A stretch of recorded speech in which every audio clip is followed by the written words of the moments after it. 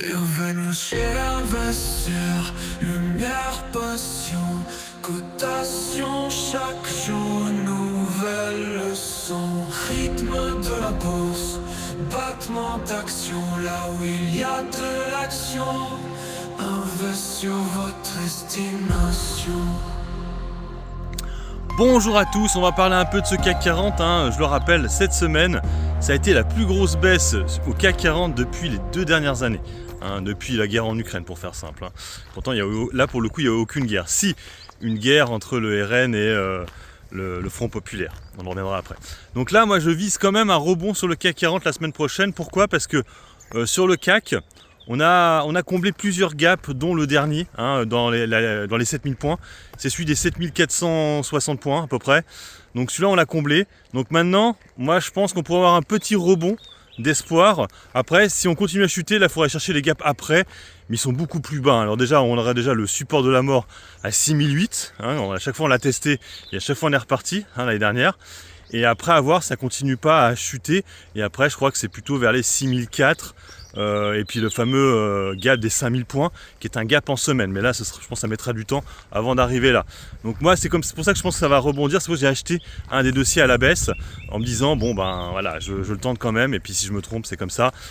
Après c'est vrai que on aura la validation du truc ou pas, ce sera au moment des élections, c'est-à-dire le 30 juin déjà, on aura déjà un aperçu, on verra qui se passe au deuxième tour, et puis bien sûr le 7 juillet qui sera la phase finale de ces élections. Voilà. On a vu quand même qu'il y avait 2-3 petites tensions du côté de la gauche.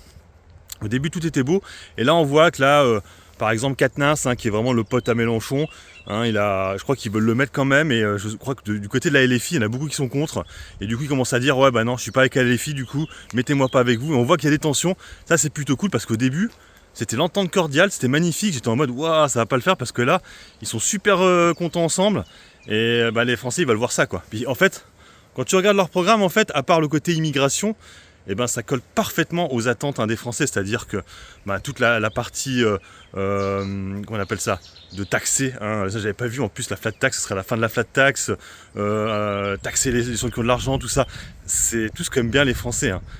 Pas tous, mais beaucoup de Français c'est ça, qui critiquaient Macron. Donc ça c'est pas top.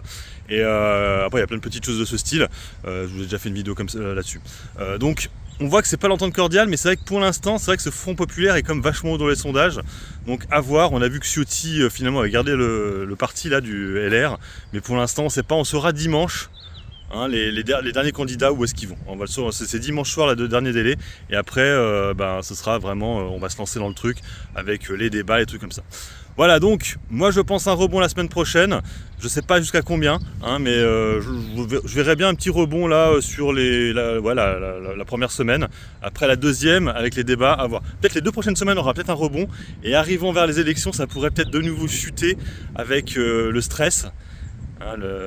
Et après tout dépendra des résultats, si c'est ce qui est attendu, ça redescendrait de nouveau. On verra bien, je laisse ma vidéo bien sûr, vous pourrez critiquer si je me suis trompé. Allez, bon investissement, bon trade, ciao ciao.